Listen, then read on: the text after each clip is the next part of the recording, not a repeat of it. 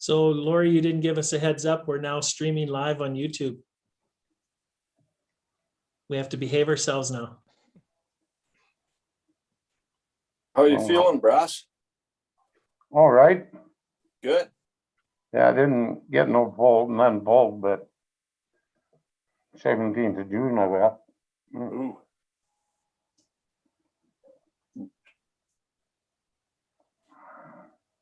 So Larry, what I knew I could count on your Oilers to help the fellow Flames out, hey? I think it was the setup. I think they were just teasing us for a while, winning. Did you hear what Sutter had to say? No. Oh, he said he was talking about McDavid. He said, oh yeah, he's a great hockey player. I love the way he plays hockey, just not when he plays against us. Yeah, they were just teasing us yesterday. I turned it on, it was 3-2. And then I was watching something else and flipped it back. And just as I did, they tied it up. So Yeah. Put Costner in there. That's just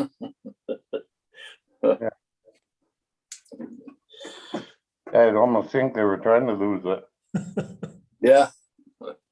they wouldn't do that to us, would they, Brass? They wouldn't throw a game against to help the Flames. Don't bet on it.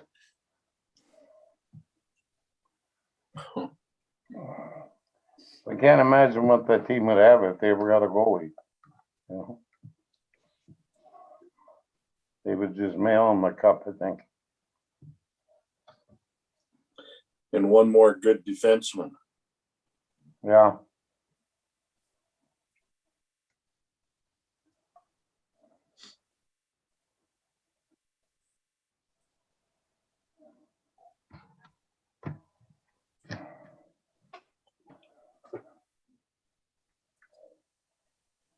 Good evening, everyone.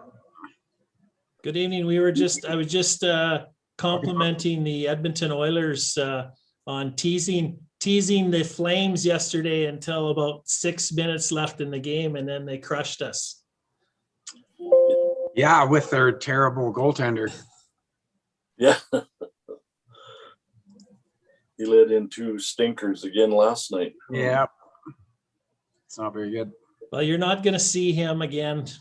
No. Maybe once more. You might see him again in the regular season, but you won't see him in the playoffs. If you see him in the playoffs, something bad's happened. So. Isn't Smith on long-term reserve or whatever? I don't Injury think reserve? so. Okay.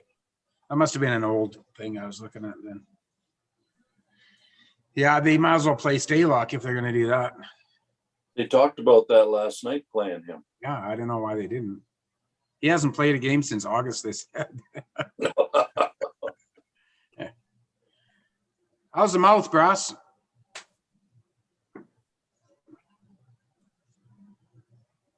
Pardon me? How's the mouth? Good. Your niece ground away on my old denture, and she said, put these in and keep them there. Come back in June. So, I know you with her. Is she as mean as her dad? Yeah, I think Dr. Dave's kind of a wimp compared to her. Like, I yeah, think you're right. Yeah. but she turned the job over, pulling him. He gets the next part. So Yeah. Good. yeah, but yeah, it's you know, I used to put him in. They would gag me all the time, but she ground away on them, and Huh. I don't know. Who knows? Weird having them there, I'll tell you. I'll Yes. do something with them. Definitely. Okay, there you go. I even got my screen.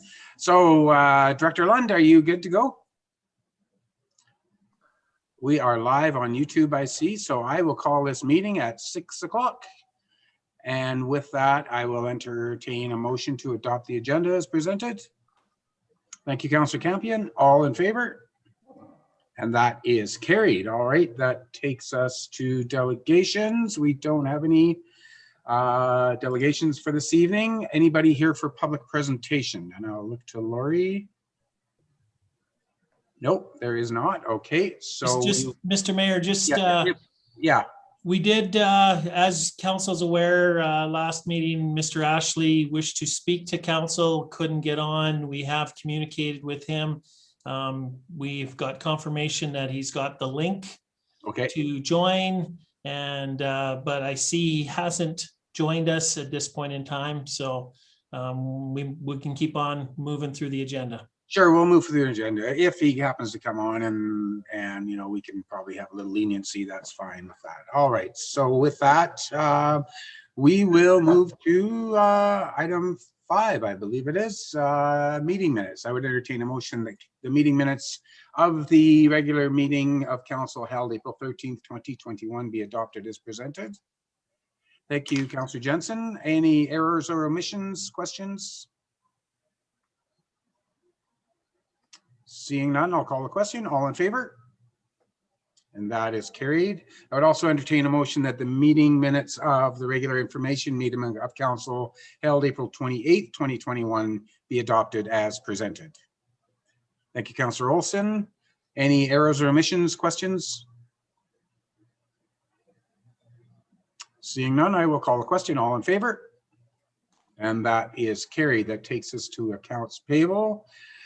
I would entertain a motion that council accepts the accounts payable listings for general account checks 41598 to 41646 and direct deposit payments of 000230 to 000276 for information. Thank you, Councillor Stickle. Any questions regarding the accounts payable? Councillor Bowden? Yes, I had a question regarding 41604 for checkered flag. It says 2 replacement, try something or other. I'm just wondering what those were for $860. Those, Councillor Bowden, those would be trimmers or weed whippers. Okay. And then there was also 41633 Parkland Corp says equipment. So just, is that miscellaneous equipment or what? No, the Parkland Corporation is the corporate name for Fast Gas. So Oh. that's fuel for some of the parks stuff. They tend to, that's the only place that has premium. So on some of their trimmers and stuff that's a little more finicky, they go there. Okay, that's all I had. Thank you. Awesome, thank you. Any further questions? All right, I'll call the question then. All in favor? And that is carried. That takes us to 6.02. Statement of revenue and expenditures. I would entertain a motion the council accepts the statement of revenue and expense report for April 2021 for information. Thank you, Councillor Deadlock. Any questions regarding the statement of revenue and expenses? Okay, seeing none, I'll call a question. All in favor? And that is carried. Takes us to 6.03, our budget overview. I would entertain a motion that council accepts the budget overview for April 2021 for information. Thank you, Councillor Campion. Questions regarding the budget overview? Okay, I'll call a question then. All in favor? And that is carried. That takes us to committee reports. We did have one submitted by the Community Services Board. I would entertain a motion that council accepts the Community Services Board meeting minutes for April 26, 2021 for information. Thank you, Councillor Olson. Any questions, comments regarding that meeting, those meeting minutes? Okay, I'll call a question then. All in favor? And that is carried. That takes us to Senior Administrative Officials Report. And we will turn it over to our illustrious leader, Mr. Neil. We have a guest coming in, Your Worship. Do Okay. you want me just to hold on? Yeah, Mr. maybe Mayor? we will do that. Okay. Good evening, Mr. Ashley. Oh, his audio is connecting, I see.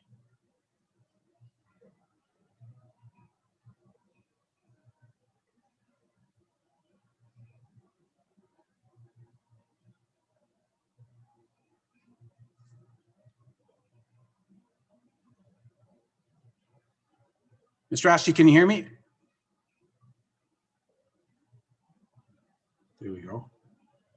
Can you hear me, Mr. Ashley? Your mic is muted. If you can unmute, please, that'd be great. Yes, sir. I can hear you. Good evening. So we have generally on our agenda, we do have a item 4 is for public presentation. I assume you're joining the meeting for that purpose? Well, I want to be here until that's ready for me. So yeah. Okay. Well, we've actually gone past it, but we allotted. We knew that you might be dialing in, so we went past it, and we can come back to it right now if you're prepared. I'd like to hear the start of your meeting and the way you guys annually do it. We've already done that. So meeting started at 6. It's only 6:06. That's pretty quick. yeah, it is quick. It's been just Okay. moving along fairly easily tonight. But we can certainly. We were actually on to our senior administrative officials report, but we can go back to public presentation now if you're prepared for that. Sure. Okay, so I'll just remind you that this is a public meeting, and it is being it's on YouTube, and it is being recorded. That's I like to say that to everyone. We generally allow about 5 minutes for public presentation. So we will do that, from the time you started. I just ask that we all be civil because this is a public meeting and things can get out of hand. So with that, I will just turn it over to you and you can address some concerns that you may have. Okay. Thank you. Welcome. I'll start off with respectfully that I don't plan on doing anything, wrong or being swearing or anything. I understand this is a live thing that'll be put on YouTube, as I watched the last meeting and tried to get into it but couldn't. With that respectfully being said, there was something on the last meeting that I was hoping to be involved in because there was a letter put out that was tossed. That letter, of course, was put it on the camera here, but as you guys know, and the letter was tossed because it spoke about a certain person in the organization in your town council, which was Kyle Olson. Now, one of my main things, pretty much only main thing I can speak about in this meeting is about the bullying processes in this town and what it's been through and what I've seen myself. Now, we all know what's happened to myself recently, my wife not, so that's, not supposed to be part of it, but most of the bullying that happened in this town since December was because of that. Had to do a lot with that crap and things that went on that were very disgusting that were held that I brought forth to people like the RCMP in town, as well as the Kim of the town council, and spoke with them about, the behaviors and that of this town. Now, the police and I had a good conversation about the bullying issues and, online, because online bullying is a very hard thing to deal with. And I understand their criteria mostly to deal with children and stuff because, that becomes to suicidal rates and stuff. Something, I'm a man, I'm not about to go and kill myself over bullying. But that being said, it got to a disgusting point. People posting stuff like videos online of dying Indigenous women and stating that's my wife and laughing about it is pretty dang disgusting. And nothing being done about it when I called forth for the bullying to be part of this, because I'm sorry, but that's beyond. That's not a simple bullying. That's a disgusting attack against a human being who just lost his wife. I went on now. I've done a lot of searching because the police did too. Apparently, they said, "Oh well, we haven't found much," even though a lot of people have screenshotted a lot of things in this town that happened on the Hannah Rant and Rave page. Now, I have a bunch of stuff myself screenshotted with number one, Kyle Olson. His name is mentioned a lot in there because he speaks a lot in the Hannah Rant and Rave. Such things as to people suck on February 2nd on a post that was done in Hannah Rant and Rave. Now, I've read the guidelines in the city, in the town, and how people are supposed to be respected, how the counselors are supposed to act on and off line, as well as in the situation of being a town council member, there's regulations and bylaws respectfully the town council are supposed to do. And being on a rant and rave page, saying people suck, arguing and having bad discussions with my children that were on there trying to defend what was happening got a little bit out of hand and a little bit disgusting on his part. And he totally denied it. Now they said there was no proof. Well, I got a whack load of pages here that says there's proof. Okay. And that's why the letter that was put up by Terry Johnson was tossed out, because she didn't add any evidence to this and to his behavior online. Well, I plan on adding that. I will bring it all down and hand it into town council. That way they can see what kind of behavior has been done by Kyle Olson, who is supposed to be a respectful person for the town. When you're backing up other bullies and you're stating stuff online that people suck, or you're arguing with people that have just lost their bonus mom, as they call her, and then people are posting disgusting pictures and Simpsons and stuff like that, that gets a little bit much. I honestly think that the bullying should have been handled and actually dealt with a little bit more. Now, when you look at that situation, where are these bullies coming from? Because these are adults, okay? And being an adult, well, you don't normally see that in adults. But then where are they coming from? They're coming from school, where they were bullying people, to growing up to being adults, and it was to never be handled back then. In 2012, Hannah was called Soviet Hannah by the paper. I have the clips. CTV had put out that the new bylaw was put in still about a $1,500 fine or 6 months in jail for bullying. Now, I have messages from people sent to me about their children still to this very day being bullied because they stand up for themselves. And these people are leaving Hannah. And they're not leaving Hannah because, you know, they just want to move to a new town. They're leaving because their children are being bullied.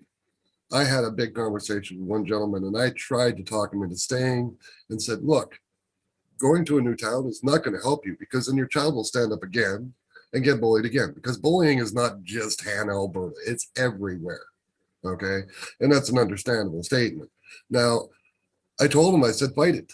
I said, bring it to the town, speak to them and show them what your child is going through in the town. Because if you don't stop this now in the schools, it's going to become what's happening today, which would what happened to me in retrospect. Now, I did not deserve the kind of bullying that went on, neither did my children. And they're just trying to defend me because of what just all went down. And yes, I should probably stayed off of Hannah Rant and Rave myself. And that did a lot of things about, but I wanted people to know what I had to say. I wanted people to know the facts of where I stood. And instead of a lot of, help, it was people putting me down. And I was just like, whatever, people do that. And I agreed with Sergeant Spurley that, online bullying is a pretty disgusting thing, but what do you do with a bunch of adults that are acting as immature children? Okay. But when you have a town council member joining in, that's not right. I have to state that's not right. I am going to be bringing all this information down just so you guys have a chance to go over it and see where he has been. There is more information. I wish some of the people in town would come forth with their clippings and just add to it to see that, you shouldn't be following on rant and rave and doing that. I seen on the last meeting, there was talks about, respectfully what you do and don't say online, because you have a personal life. And then you have your respectful business life of who you are representing a town, representing the people, and how you have to react, which is in your whole town council meeting and information, which, of course, I went through and I've read actually more than once, just to make sure I know where things stand, and where people are supposed to be. I disagree, and Kyle kind of just shrugged it right off like it was nothing. I honestly think, no, it's something. You shouldn't be treating people that way. You shouldn't be online backing up and arguing with younger children because, it's what you feel you should do in a situation and defend all your people. Well, there's a time of your point where you're crossing the line. The line has been crossed, and not just by one, but by many. We all know the name David P. Star Servick. I'm stating that name very bluntly because he is the one who really started all this, all the way back when I first moved to this town and I made a complaint about a pricing at the Hannah Steak and Pizza House. Now, I got threatened that day by him that he was going to hunt me down, take my cane from me, and beat me with it. Now, I have a cane because I have spinal issues. It's not because I have a leg problem or hip problem. Some people always guess and send things to me. No, I have spinal issues. I am on a special pain as well. And I've been profiled because of that pain med I'm on. But I've been through pain courses. I've been through pain specialists. I've, done my due diligence to my life to respectfully try to grow, learn, and become a decent person, which I contribute a lot of that towards my wife and how she treated me and what she showed me. And I learned. This town has blown my mind with the amount of disrespect it shows people, especially newcomers. And there's an issue with that because there's newcomers that show up and all of a sudden their motorhome is painted with heinous stuff and, get out of town, snitches and stitches come. I'm like, what the? And I've seen paintings because people have sent me pictures and stuff. And they're like, Corey, I understand you're bullying and that because it's something that has to be dealt with. And the town is not. It was instilled in 2012 to put in this bullying thing that's never once been used. Not once has it been used. I understand a lot of it was supposed to be with the school, but it's still happening daily. The lady who wrote this letter is an ex-teacher. She watched it. She's been here since the 80s. She watched the bullying. She's seen the bullying, and she sees it to this very day. And yes, she wrote a letter to the editor that stayed at the bottom. The bullying is pretty disgusting, and now it's gotten to the worst where people are bullying a man who just lost his wife. It's not exactly staying like that. I got the paper clipping here, but you know what I mean, because I'm sure you've all read it.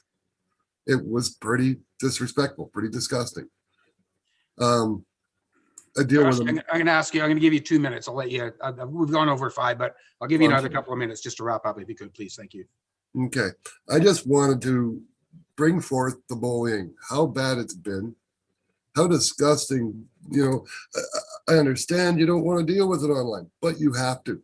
Sometimes you have to reach out and say, enough's enough. Show people, make an example and say, you know what? You're a bully. Well, what's going to happen to the children? If these adults are bullies, what are they teaching their children?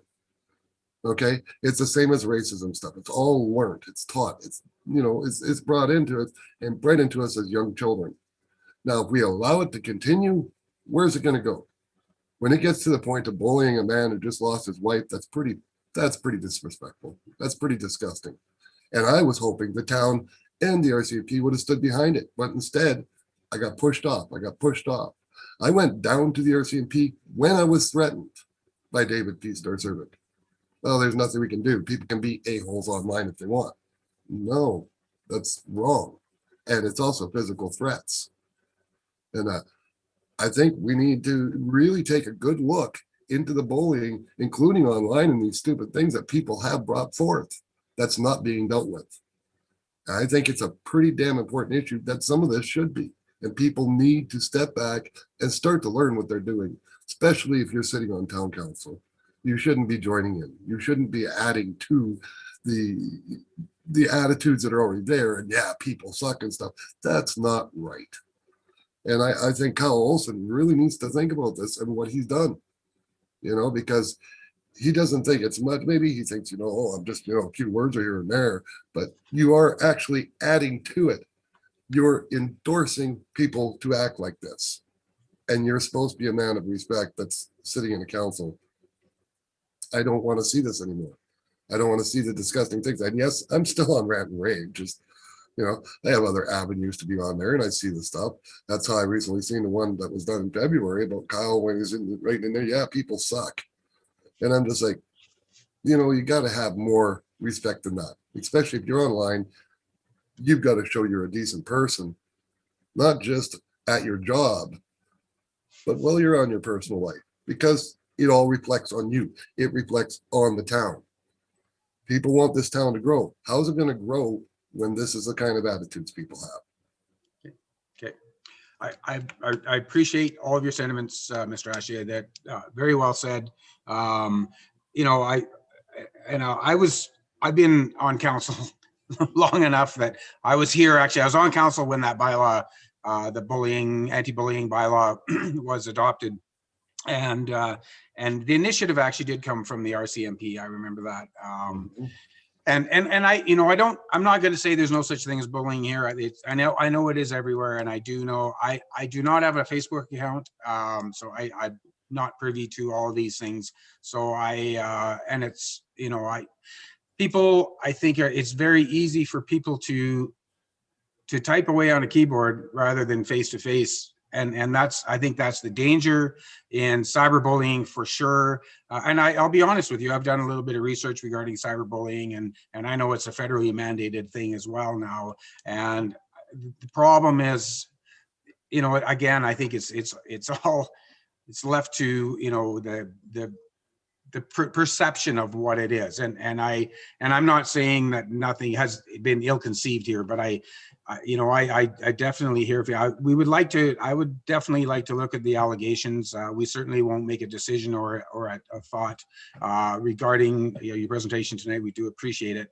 The one thing I do want to say about the last meeting regarding the letter from Ms. Johnson is that our bylaw, as you've read it, it does say that we needed evidence, and we didn't have any on it, quite frankly. So we really couldn't.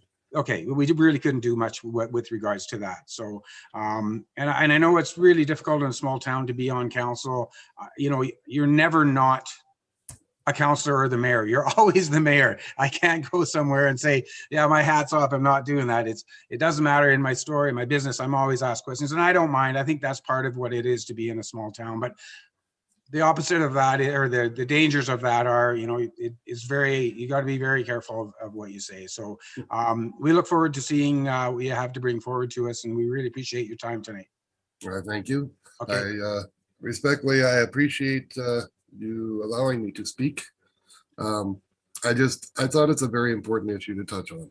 I thought it's, like, I've been restricted to other things, so which is fine, because that's pretty private anyway, what's going on at the moment. But I just wanted this to be a big part of the issue, because there is stuff like this. And we need to, somehow there needs to be a stop where people understand, you're going overboard. And you're doing too much. And if you're endorsing, you're pushing, it's going to make it worse for everybody. We need to stop it, especially in our schools when people are leaving town because of the bullying. I wish more people would come forward and would say, this is enough, and get this out here, including the cyber, including the schooling, and including what's happening to children these days, because it's not right. Never has been. And now that we have social media, social media has expanded it quite huge. And you're absolutely right about the one thing. People behind a keyboard, they're keyboard warriors. I had David Star Service pull up beside me in the parking lot, honk his horn. I looked at him and he fingered me and then took off as fast as he could. And I'm like, really? So, I was going to chase. I put a little bit of chase, and then I backed off because he was flying through town. And I was just like, geez, I was just going to hand the guy my cane because he wanted to beat me with it. Right. Be a smart, but we need to do something about it. I think, honestly, something should be done. I will bring all this information down to the office tomorrow and at least give you guys an opportunity to look at it. I didn't put it in beforehand because I wanted to bring it up as what I've seen, what I'm going through, what I've learned. And I'll write a letter with it just so you all understand where it comes from. And I hope that they will actually take a more strong stance on this bullying in this town, because I've never seen something so extreme as to where it came with me. Myself and my daughters, that was too much. That was beyond, and there's no backup. I feel very alone in this town, even when it came to the RCMP. Why did they not do anything the first 2 times I brought it to them? Okay, we'll have to wrap it up there. I really appreciate your time, Mr. Ashley, and we'll look into it. Thank you very much. And I want to iterate that not everybody in town is like that. So there we go. Thank you. All right, so that will take, thank you very much. We'll take that, we'll go back to 8.1, Senior Administrative Officials Report. Mr. Neal, I will just turn the floor over to you. Thank you, Mr. Mayor. First of all, I just want to, Mr. Ashley, is it okay if you disconnect from the meeting and watch it on YouTube? It just makes it easier for the mayor to manage the the pictures in the screen. So certainly it's streamed live right now on YouTube. It just makes it a little bit easier for us. And as of this point, you're not able to converse or have any more further discussions with council. Thank you. So, Mr. Mayor, my report, I don't really have much to add. As you can see, there's lots progressing with GFL and the Westlands. We'll have some stuff later on in the agenda, and we will certainly, as we move forward, have some stuff back at our June meeting to, potentially wrap up the process and allow them to be moving forward and getting started on their development. Other than that, we did work with a couple of our local businesses in terms of our outdoor patios. We lent them some picnic tables free of charge just to try and get them through these, restrictions. Unfortunately, since then, there's been more restrictions and patios are no longer an option at this point in time. So, but we certainly our message to them was we will provide them these picnic tables free of charge until such time as restrictions allowed them to be back inside their establishment. And we did inform them that they're not meant to be long-term solutions. If they had a patio and they felt that, wow, this patio is going really well, we want to keep doing it, that they would have to look into their own long-term solutions. So other than that, Mr. Mayor, it's been just busy with different little things, nothing major. I think one of the important things to note is just the housing market. Talking to the realtors, they're just run off their feet right now. So good sign. People want to be here. People are trying to move here and trying to get established here. Hopefully that will drive the prices up for those that are intending to sell. But just in talking to two different realtors, they've never seen it this busy before in their careers. So that's a good sign. So, and if there's any questions, Mr. Mayor, I'd do my best to answer them. Okay. Any questions for Kim? All right, I don't see any. I think really some people are buying these houses too. If you looked at the cost of lumber these days, to build new is almost impossible. All right, thanks for that, Kim. Appreciate it. That takes us to 8.02, Director of Business and Communications, Director Armstrong. The floor is yours. I don't think I have anything to add. I just did a real quick summary of a few statistics there for the different accounts and things that we do have, just as an update, but I would certainly entertain any questions. Questions? All right, as everybody must have something going on. They want to be outside because it's a nice evening. Councillor Olson, there we go. That's been too quiet for a while. Lori, a while ago, we had mentioned just a very simple bylaw complaint on the website about so many people when they walk by, whether a sidewalk's not done or a yard unsightly. If there was just almost like a contact us thing, just a quick and dirty way for people to submit it instead of that really cumbersome PDF, something they could do almost from their phone, just walking by a site. That would get directed to Adrian or something. I remember that conversation. Yes, I don't remember what the outcome was though. So okay. Yeah, I just will bring that up again. Yep. Right. Yeah, good point. That's cool. Any further questions? Okay. Thank you, Director Armstrong. That takes us to 8.03, Director of Community Services, Director Snell. Thank you, Mayor Warwick. I have a little bit to add to my report. I'd advise council that we started filling the swimming pool this week with water and run into a few issues, but a few good things as well. Our heaters are still in good shape and we're gonna hold on to those. They passed the inspection, so that might save us a few dollars moving forward, we're hoping. And the COVID survey that we did through the town with help of Business and Communication, we received 337 of those surveys back, which really I think is a good success. I was hoping that it would be statistically relevant. I think those numbers prove that it is statistically relevant. Great suggestions and comments. We're still wading through that. That will come back to council in a detailed format. I'll do a presentation for your council info session, but it does give us some good information on transportation, on wellness, the Wellness Network Initiative, as well as seniors. So we're pleased with that. And in my report, I mentioned the MARD grant that we'd applied for, which is the Medically at Risk Driver Center. And we applied for $25,000, and I received an email saying, congratulations, you've got funding, but we can't tell you how much yet. Well, I did get the email today saying that we were successful in obtaining $15,000, which is very nice. It will be very much appreciated and used. They felt our application was very worthy and said we definitely have an issue, which was nice to have that recognition.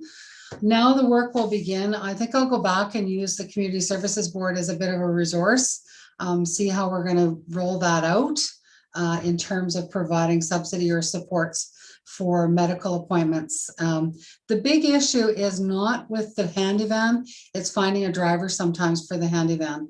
So we'll look at what we can provide supports for and where that's heading. But I thought that was good news on that front as well. And so council's aware we've got a new public health inspector. Balra Dalou was replaced our previous health inspector. And I like to stay connected at this time of year because we have our pool operating, and of course the new spray park will be operating. And with the COVID restrictions, I want to make sure whatever we're planning for outdoor events or programs, as well as Canada Day, that we're still operating properly. And I've been advised we have a new person covering that Balra is off on leave for a bit. So very positive interaction so far. We've asked that they come early, have a look at our swimming pool operation, how we're planning on running our Epic Adventures camp. We want to make sure that we're meeting all the regulations. We don't want any surprises. So that's good news. They will meet with us early next week prior to opening. So I think everything's on track. We've got an amazing staff again this summer. Young Darcy Hall started last week and has already got some programs and some unique things. My comment to her and direction was we wanted to have something that was exciting for the youth and the families. And she's planning on trying to get rollerblading into town and setting up some things in the park like Zumba. So I think, that definitely live the lifestyle is gonna come through. And the Wellness Network has got some unique projects with, you'll see some stenciling on some of the sidewalks, some games and stenciling happening. So I think it's going to be some good news things coming from the department for sure. So if there's any questions from any council members, this concludes my report. Thank you. Thank you. Any questions for Director Snell? Okay, thank you for that. That takes us to 8.04, Director of Protective Services. Director Moe, the floor is yours. Thank you very much, Mr. Mayor. Don't have a lot to add to my report. I just some updates basically. Had some challenging development permits that we've been working on for quite some time in sort of a changing atmosphere of development and that. So I gladly report that they are starting to sort themselves out, and we should see those projects come to fruition over the next few months. Still nothing from CN. We're kind of working on that one on a couple ends, and hopefully we'll have something to report with that later down the road as well. So development and bylaw issues are slowly moving forward. I'm dealing with a couple of larger issues that hopefully I can once again report at a later date that we've had success or movement forward. So really nothing to add. It's fairly quiet still on both those fronts, but hopefully things will break loose and keep going. Not necessarily on the bylaw side, but certainly on the development side. And there are some projects that I hope will show up soon, and I'm anxious to work on them and get them moving forward as well. So. Awesome. Is there any questions? Yes, Director Bowden. Yes, Director Adrian.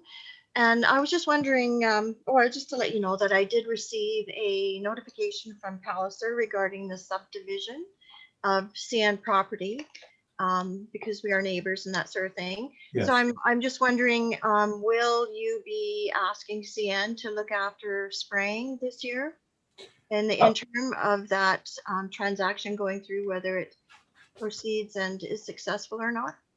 I'm not sure how that's going to fall out yet, because we haven't had full confirmation of things back from CN, but perhaps CEO Kim can answer that a little better than I can at this point. So, Mr. Mayor, CN is an interesting animal at this point. We did have some success with them last year in both a cutting and a spray program. As Councillor Bowden has pointed out, there is a subdivision application that is going through the process right now that would basically provide, or would basically mean that the applicant would be the new owner of basically everything south of the track right away to the dam and west to the roundhouse property, for a general term. So it's kind of in limbo right now because CN is still the owner, and I'm not sure when the transfer of ownership will take place, but I have been in discussion with the new owner or prospective new owner of that property in regards to the noxious weeds and the responsibilities. So we are still working through that. It is a little convoluted right now because the transaction hasn't completed.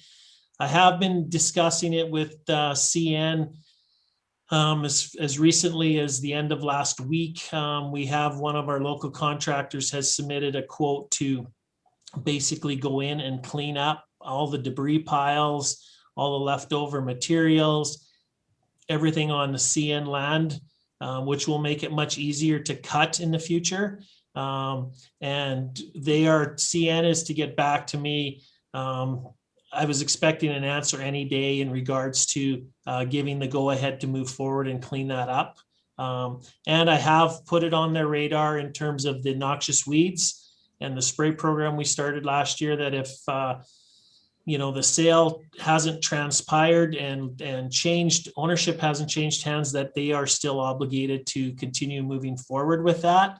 I think they're hoping that the sale transaction will come through sooner than later, which will take them off of the hook.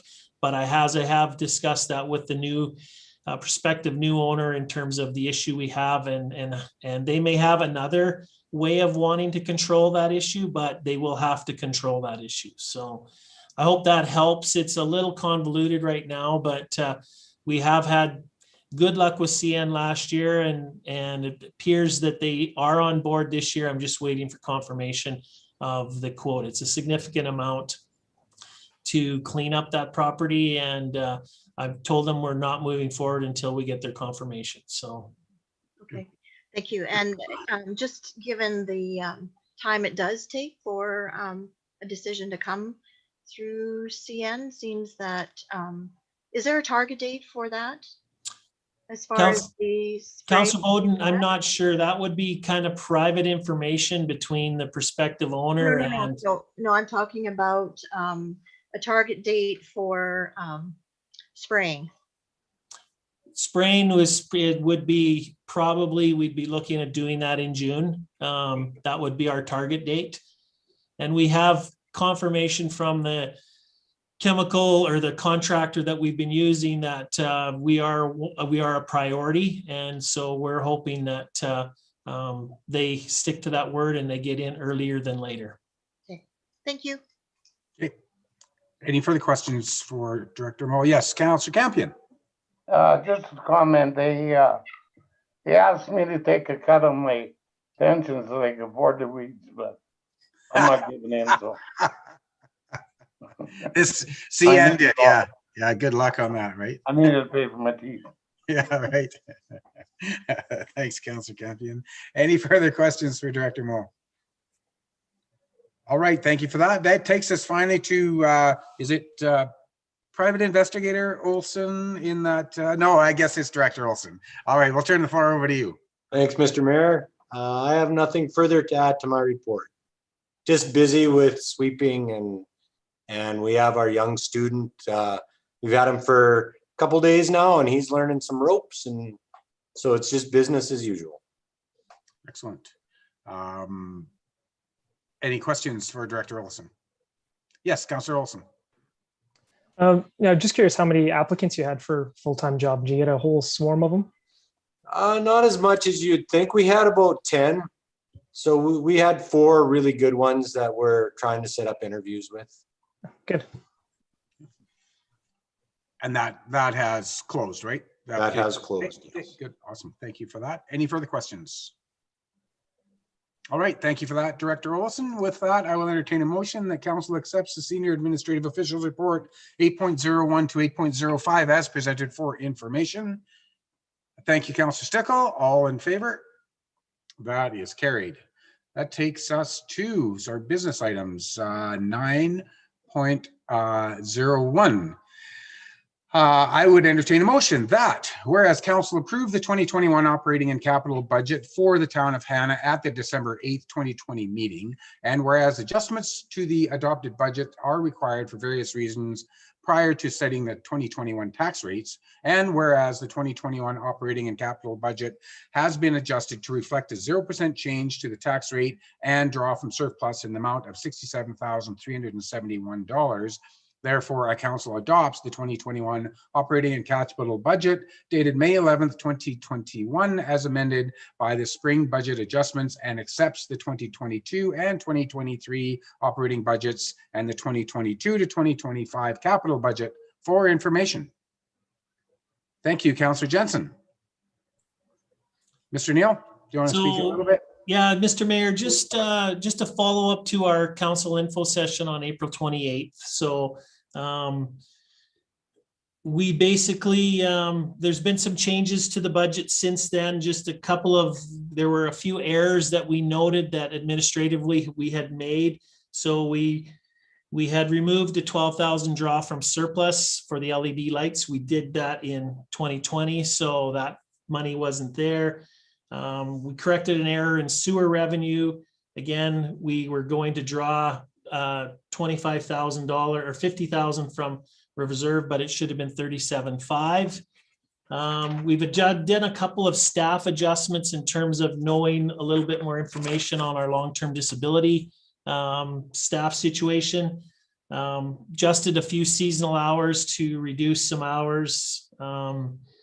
Removed the LAPP contributions for the 2021 year for the 2 positions that we are hiring, Public Works and the Community Services. Corrected a few minor things here and there. A couple of things we put in that don't affect the budget, but if you see it in there. So on the spray park, we added $83,000 as an expense to finish the project off, and we've added $83,000 contribution from the committee.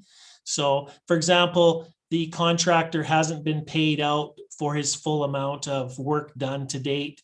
So we're going to adjust that as we move in. So it's an in and an out. It is $83,000 that is showing as an expenditure on the spray park, but the $83,000 will be brought in by the committee. So it's not a change to the town contribution or the town commitment. And we talked a little bit at the last meeting about the new federal grant program, and we were going to go after with the community center.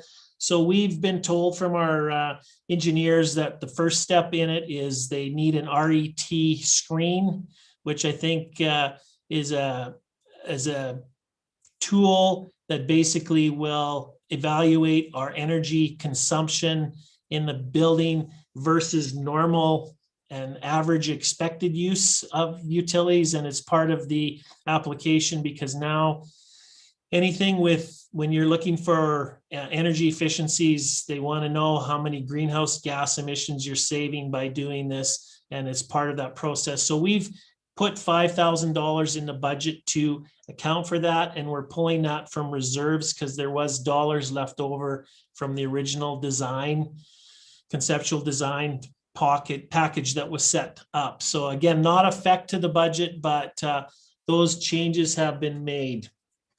The big change to it is based on the direction we received from council to not change the tax rate. So by not changing the tax rate, and with the majority, if not all, of residential properties reducing in assessment, leaving the same tax rate means you have a reduction in revenue generated. So we are going to be short $46,353 by not changing the tax rate, and that will be funded from accumulated surplus. That was the direction from council at the info session, and later on in the meeting, we are using those same parameters to set the tax rate bylaw. So I think that's where we're at, Mr. Mayor. I'm not going to go through all the changes. The rest of the changes were all things that we talked about last time at the info session. The other thing, just so you're aware, and you'll see it in the tax rate bylaw stuff, our school tax revenue went up $20,000, our requisition. So, and it was mainly, the government tells us where we're collecting it from. They'll tell us how much we have to collect in total and how much comes from residential, how much comes from non-residential. And there was a bigger hit on the non-residential side. So our non-residential taxpayers, when we see the tax rate bylaw, will be paying more on the school tax, and Acadia affects both residential and non-residential. So there is some increases on taxes. And at the end of the day, when we get into the tax rate, some properties will see an increase, even though we have not changed the municipal tax rate. Okay, thank you for that. Any questions, comments? Councillor Bowden. Yes, I was wondering, is this a year where we will be getting the special areas sports grant back? Wasn't that where the $100,000 came from to go towards the spray park and others? So we should be getting how much from special areas as far as that grant goes? So yeah, Councillor Bowden, what we've got in the budget this year is, or I believe it's $187,000 from special areas, and that's their recreation contribution grant. The difference this year is, in past years, they held back $90,000 because we got a $900,000 advance to build Centennial Place. So that was all paid back and paid off in full as of the end of 2020. So this year we'll see the full 187. And what council has done in this budget is taken that 90,000 that we normally weren't receiving, and we've got a transfer to reserves of $90,000 on the recreation side. As far as the spray park, Councillor Bowden, the special areas contributed $100,000, and they contributed directly to the spray park committee, and they've already made that contribution. Yes, no, I'm aware of that. But, and so that $90,000 then that we will be coming into our account, what are the plans with that? Is that going to be set aside, or will that be used to cover some of the stuff, the additional stuff with the spray park, or not? It could be used by that. At this point, Councillor Bowden, the budget simply is a transfer to reserves. So it's a transfer to a recreation reserve for future recreation projects or capital needs. And I guess my thought would be, as long as we don't need to draw from it, we know that down the road, you're going to have some significant capital replacement on the recreation side. And if you can build up that, you know, if you could hang on for 10 years at 90,000, you're going to have $1 million sitting there to help, you know, when you need to replace an arena or something like that. I think we all tend to forget that the arena is 40 years old and has a lifespan. And so I'm hoping that this council and future councils can, build that fund up. So when that time comes, when you have a large recreation capital expenditure, it's theirs, but it's in reserve. So council of the day can direct that out of the reserve however they wish. It would be nice for the town to be able to generate revenue off of something other than tax increases and user fees and things of that nature.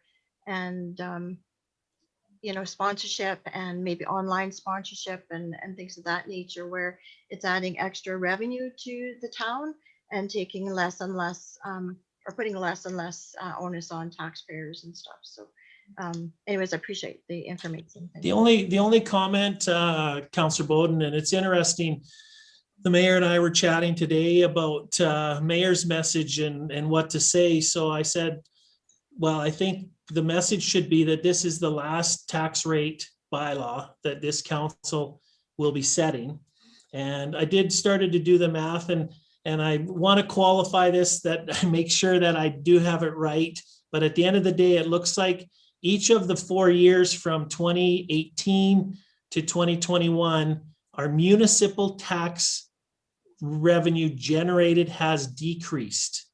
So if somebody says to you, well, my taxes have gone up, they have not gone up in the town of Hannah, maybe with your school or your Acadia Foundation, but our tax requirement over the last 4 years has gone down, I think around $100,000 from 2018 to 2021. So I think we've been doing our job, you've been doing your job. And I think, I'm not saying that there's not more that can be there, but I think, you should be able to feel proud to be able to say that in your term, you have lowered municipal taxes. Yeah, $100,000 really isn't a whole lot in like $4 million or so, but yeah, it's nice to see that we have done that. So thank you. But that's against things that are going up in price each year too. And you have to take that in mind. I know our insurance has changed significantly. Our utilities have changed significantly. And the one that this year that I bring attention to is we had $48,000 to the RCMP that we've never had to pay before, that we've incorporated that into the budget, and we're still drawing less municipal tax revenue. So Thank you. Yeah, awesome. Councillor Deadlock. Sorry, I just have something that I've been concerned with us not increasing our tax rate. It's not that it can change the vote or anything like that, but I'm concerned with what's going to happen next year when we are behind by that $50,000, hoping that the price of housing doesn't go down again. Because if the price of housing goes down again, what are we leaving for the next council to have to increase taxes by, or the tax rate by? Just something for people to think about. Right now, we're taking it out of surplus, and how long can we do that? Yeah. Keep taking money from there. Yeah, good. Just a comment. Yeah, that's a good comment. Yeah, really good. Councillor Bowden? Well, hopefully we'll be done in COVID by that time. And I think that was the driving force behind the. Yeah, I doubt it. I think the big thing is, reducing of assessment is a big thing, but when houses are selling and hopefully it drives the prices up, our assessment will go up, and it still washes itself out. Really, honestly, my taxes, even though our tax rate has jumped around in the last few years, my taxes haven't changed at all on my house. So it's probably just that age of house where the assessment comes down enough that if the tax increases, it doesn't affect what I pay at the house. So it's again, not a perfect system, but awesome. Councillor Deadlock, I fully understand where you come from. At the end of the day, it makes budgeting and it makes things a little more challenging, because in all essence, you basically said, we're going to start 22 at $50,000 less than we started 21 at. And you either have to come up with it by taxing, and I know that's not anything people want to do, or you have to look at reducing expenditures and doing that. But the correct answer is you're not going to live year to year taking from reserves. As a one-off, it's fine, it's acceptable, but yeah, you can't count every year that we're gonna pull $50,000 out of reserve and expect to have long-term sustainability, so. Okay. Any further questions? Okay, then I'll call the question. All in favor? And that is carried. That takes us to 9.02, Palliser interim, whatever it was, I missed it. Palliser intermunicipal subdivisions and development appeal board appointment. I would entertain a motion that council appoint Mr. Todd Wallace to the Palliser intermunicipal subdivision and development appeal board for a 3-year term ending April 30th, 2024. And further, that council accept the resignation of Todd Wallace as a member of the Town of Hannah Municipal Planning Commission effective immediately. Thank you, Councillor Stickle. This is just fairly tidy. I guess I can just even ask any questions regarding this? The only comment, Mr. Mayor, is that it does leave our MPC too short. Okay. So Okay. if you are talking to anybody who you think might have an interest in development in town, you know, we approached Todd Wallace and Richard Preston after the last election. They weren't successful. And I think they enjoy being on it. It certainly isn't onerous. We meet infrequently, no set date, and they're usually, you know, fairly short meetings. But if you're talking to anybody who ever expressed an interest, it's a good way to, I think it's a good way to put your foot in the door for municipal government and learn a little bit, at least on the development side, and some of the challenges. So we will be recruiting for a couple more, but certainly I just wanted recruitment, and word of mouth is the best. So if you know of anybody, certainly tell them to give us a call or drop us off a letter, an email of their interest, and we'll try and get them appointed. Perfect. Any further questions? I'll call the question. All in favor? Oh, sorry, Councillor Campion. Kim, that board appointment that Todd is assigned to, are we not? I thought all 3 of us were on that just used when we were required, like. No, we have to be appointed, and we've held off appointing people until it was necessary. And I think, Councillor Campion, if we get to the point where they're looking for another volunteer who's not an elected official, and they want to express an interest to use you for an example, then we would have to appoint you at that point in time. So. Oh, okay. And the same with myself, Councillor Campion. I'm trained as well. The issue we've ran into with the intermunicipal subdivision and development appeal board plan was when it was developed, the thought was that we get people trained and they can help others. Since then, the legal advice and the direction from municipal affairs has basically kind of restricted a lot of those people who got trained, including myself, because I think there's a bias.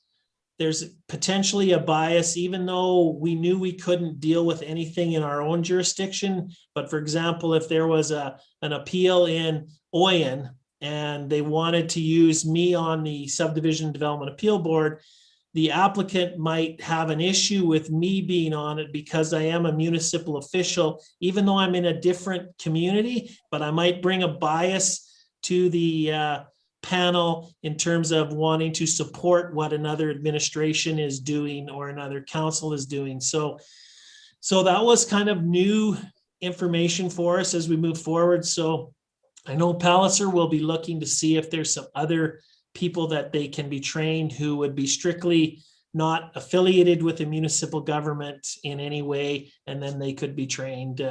Similar to Mr. Wallace at this point, he's not affiliated, he's not a member of council, he's not a staff. And Councillor Campion, certainly, even if Councillor Campion chooses not to run in the next election or is not elected in the next election, we would put your name forward, and then at that point you would be considered free and clear of any municipal bias and could be used on a regular basis. Okay, thanks, Kim.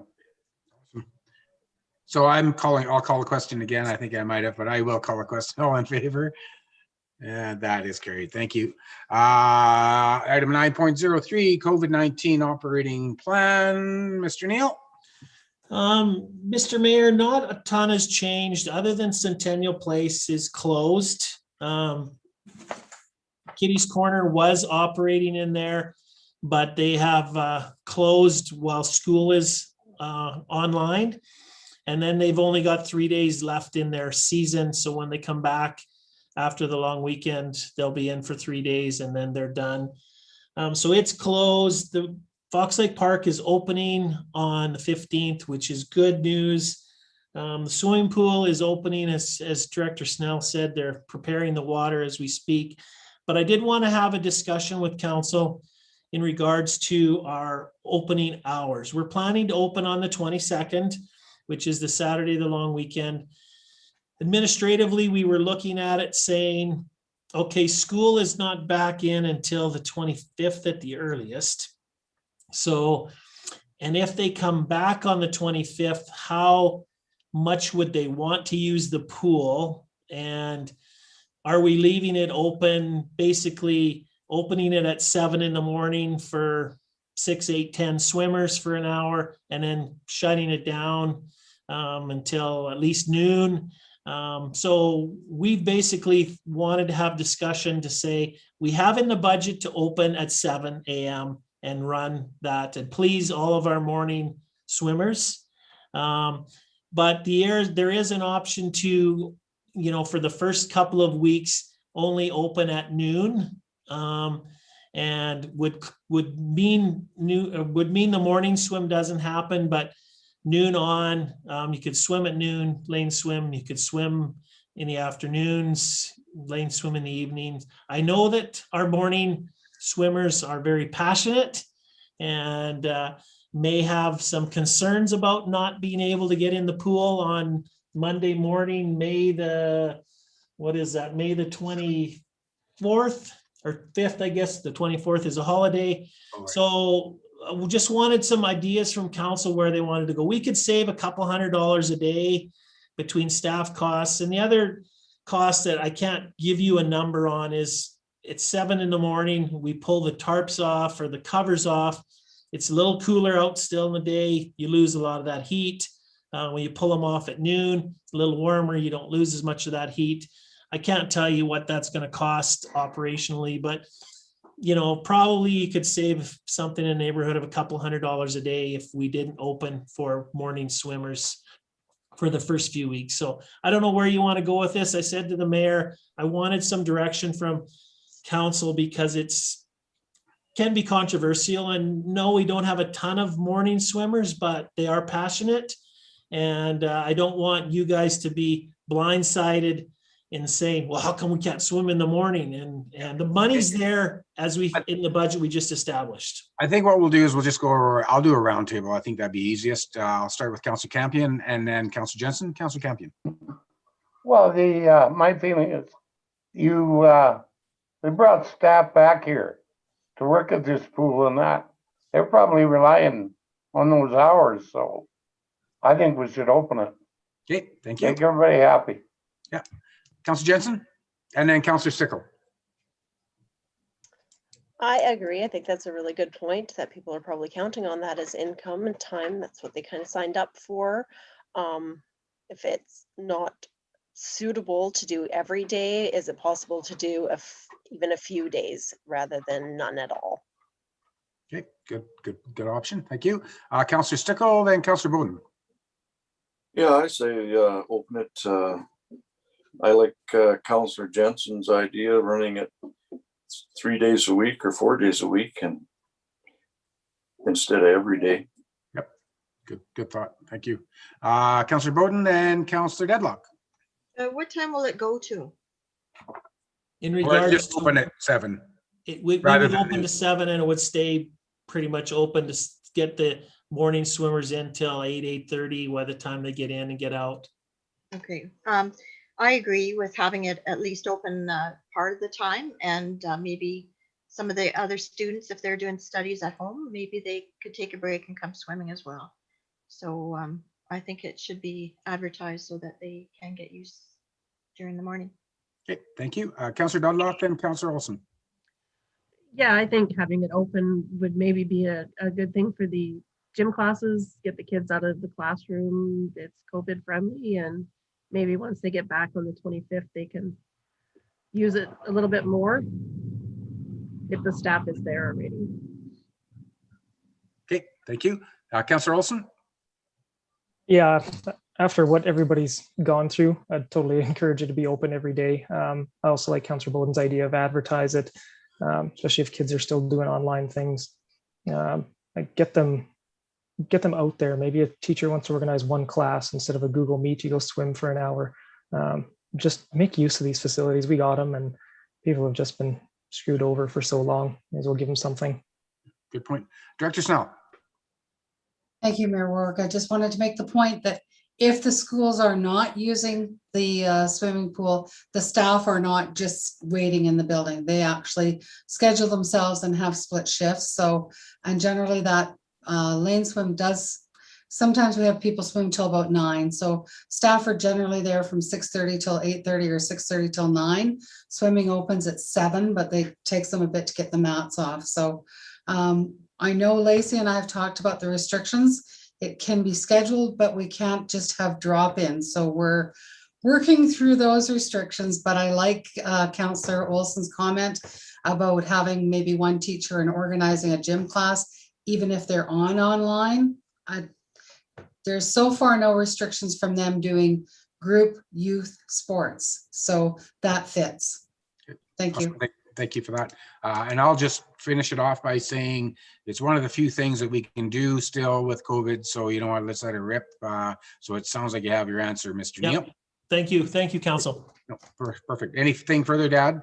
I don't think so, Mr. Mayor. Again, I always make the caveat that things are subject to change. Yeah, wait a week. Yeah, wait a day. Day to day, I'm hoping we're making progress and we're moving the right direction, and I'm hoping we can have a good summer. If not, it's I think everyone's just had enough, and I'm really hoping we're turning the corner here and can open some things up and get back to closer to a normal life, because I think people have had enough. Exactly. And on that, I was going to save this for a roundtable, but on that note, with COVID, I have an invitation. Kim and I both got an invitation for a town hall meeting. I guess it is tomorrow night, with Dr. Hinshaw and the Premier and the Municipal Affairs and Dr. Shandro, Minister Shandro. If any of council has a question you want to ask one of those, just email it to me. And if I should be able to get on the call if I can, I can attempt to ask a question if you'd like a question asked. So just email it to me and then we'll go from there. All right. So with that, I'll entertain a motion that council accepts the Town of Hannah COVID-19 operation plan dated May 11th, 2021 for information. Thank you, Councillor Bowden. All in favor? That is carried. All right. We're going to go to a few bylaws here. Bylaw 1016-2021 land use bylaw amendment. I would entertain a motion that council give first reading to bylaw 1016-2021 land use amendment. That council authorize a public hearing. Oh yeah, that's just one. Sorry, we were giving first reading. Sorry. Thank you, Councillor Bowden. So, Mr. Mayor, in short, this is what we affectionately call the Westlands. Right. The GFL are looking at on the highway. So they are currently zoned highway commercial, and fertilizer blending is not a permitted or a discretionary use in highway commercial. So we are going through the rezoning application to have it changed from highway commercial to industrial.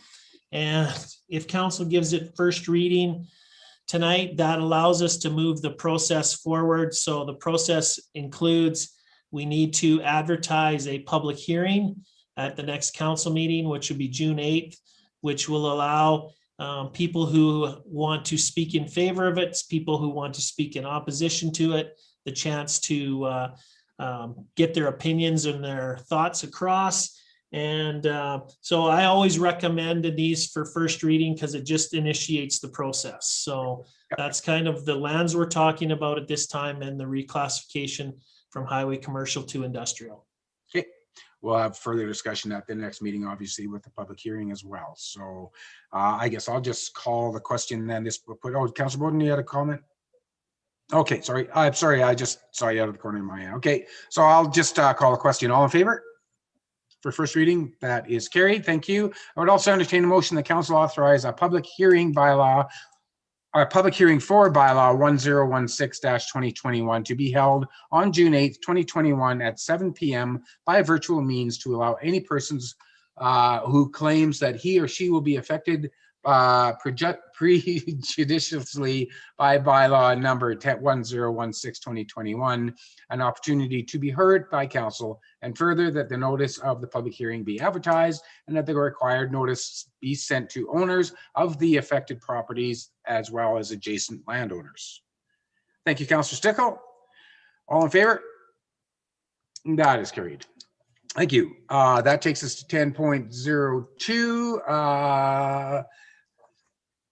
I would entertain a motion that bylaw give first reading to bylaw 1017-2021, that municipal development plan amendment. Sorry. Thank you, Councillor Campion. Yeah. So, Mr. Mayor, this is a little confusing, but we do have a municipal development plan that does have future land use descriptions and areas. And in the municipal development plan, this area is zoned highway commercial. There is a future land use definition in the municipal development plan that is called highway commercial / industrial. So in discussions with Palliser, we've recommended that we go with that one. Then in the future, if something happens on the industrial side, and highway commercial use comes in, we don't necessarily have to change the MDP again at that point in time. So it's a little bit confusing because one, we're going highway commercial to industrial, that's the land use. And this is highway commercial to highway commercial / industrial. So same process as the land use bylaw, we'll have to have a public hearing on it on the same date, same time, and this will allow us to advertise that as well. Excellent. Thank you for that. All right, I'll call a question then. All in favor?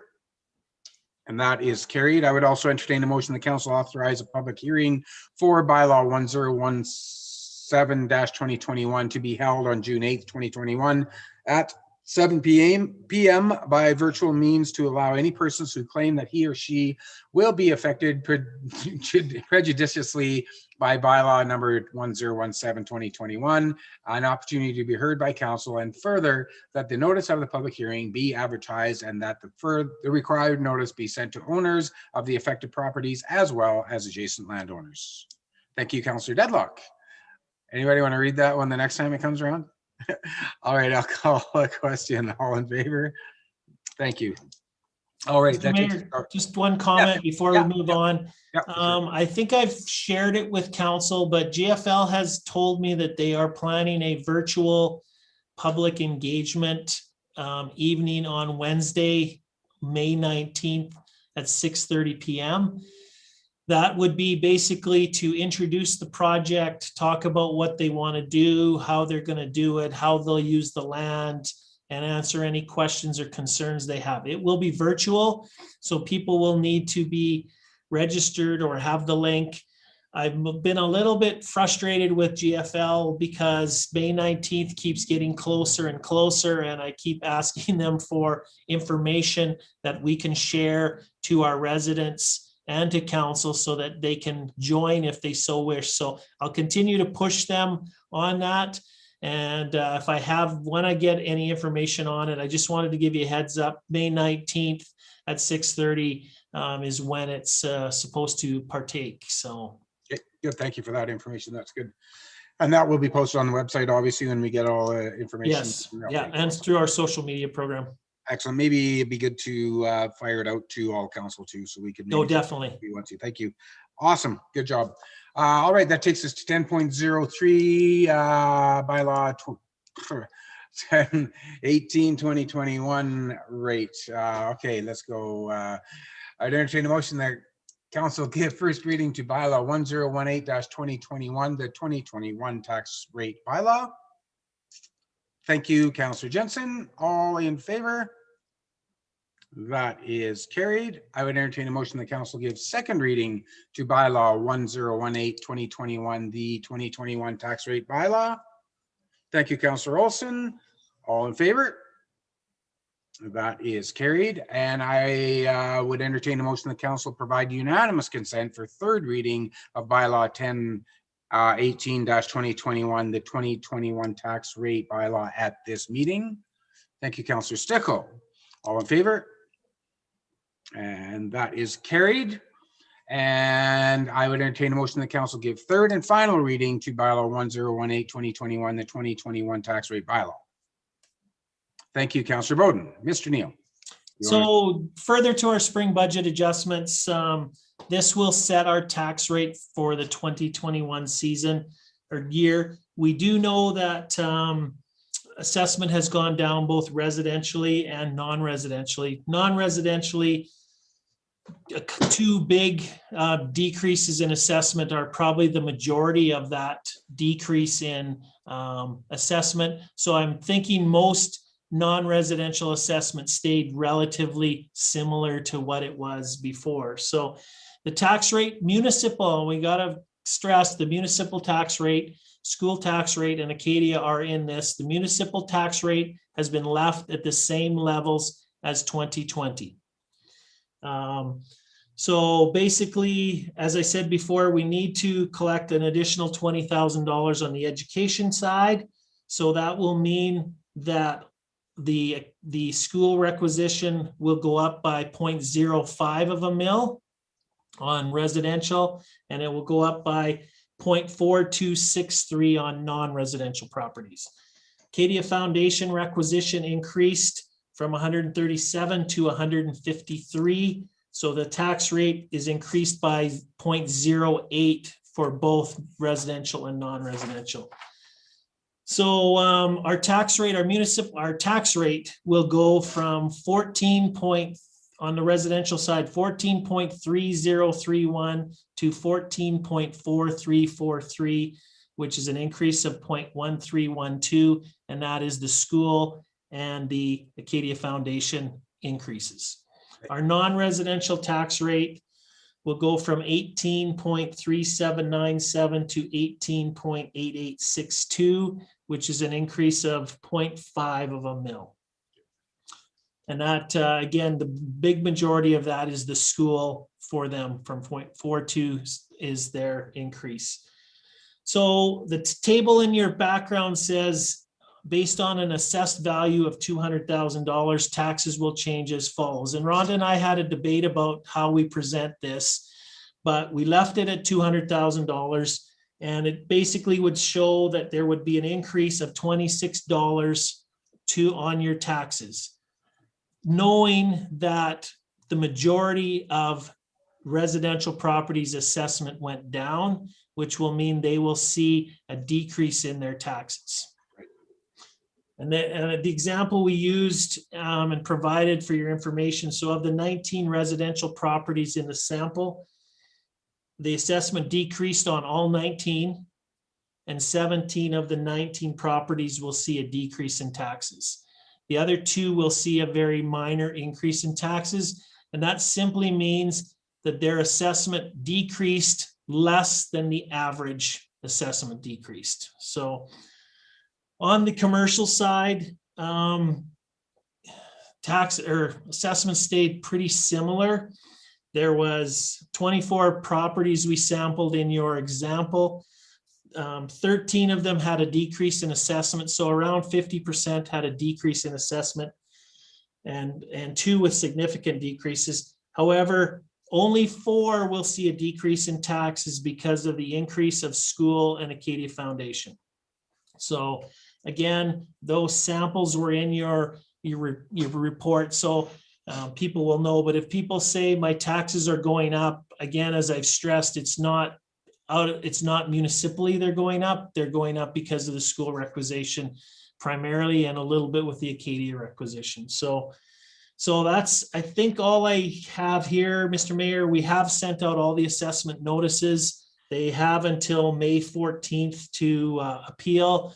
Knock on wood, things have gone fairly smooth. I know there has been some adjustments made, and they're incorporated in the assessments we have to date. But we haven't had a lot of calls or people coming in to see us to ask about their assessments. So I think that's a good sign that we're getting closer in the neighborhood. I know especially on the residential side, they've dropped, price, market value has dropped. So the assessments take a little bit of a time to catch up with them, but I think we'll have a good, certainly our assessor will have lots of information to use next year based on all of the sales that have been happening this year. So as I said, and last year council did reduce our tax payment or penalties. So they're still in place. So taxes are due the end of August, and 5%, 4% penalty on September 1 and a 4% October 1 and a 5% to January 1, 2022 if they're not paid. So I don't know if there's any other questions, Mr. Mayor. This is kind of based on the direction from our council info session on keeping the tax rates the same, and that's what this tax rate bylaw does. Okay, any questions, comments? Councillor Jensen. I just wanted to comment that I am pleased that we have left with no increase to taxes. I understand the concern with withdrawing from accumulated surplus, but I think it has been an exceptional year. And given all the financial assistance we've provided over the last couple months, and having stated that we were not increasing taxes to do so, not increasing taxes is a really good move and provides financial assistance in that sort of manner to our citizens. So I'm pleased with that, and who knows what next year is going to have to bring, so we worry about that next year. Awesome, thank you for that. Councillor Campion. Yeah, I had been in talk to Kim Neal about doing this, talking to me on this. I would just soon see the 2% put on it. Seems as it's not gonna raise the taxes, and my concern partly is for the future council. What are we setting them up for next term? If we don't increase this 2% now, which isn't gonna increase their taxes. They're not even gonna notice that. And by taking out a surplus, sure, some of the taxes are gonna drop like in Kim's examples, but I think we're setting the next council up for probably a 4 to 5% increase. And I don't want to see that happen in this community. So that's my feeling on it. Okay, thank you. Any other comments? So Councillor Campion, you can certainly make an amendment.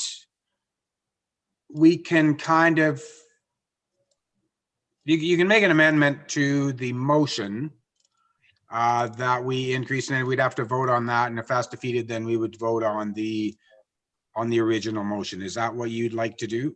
Yeah, so I'll make the amendment on it. Okay, so Councillor Campion would like to make an amended motion that council increase the tax rate on both residential and non-residential, correct? Was it on the residential, wasn't it, Kim?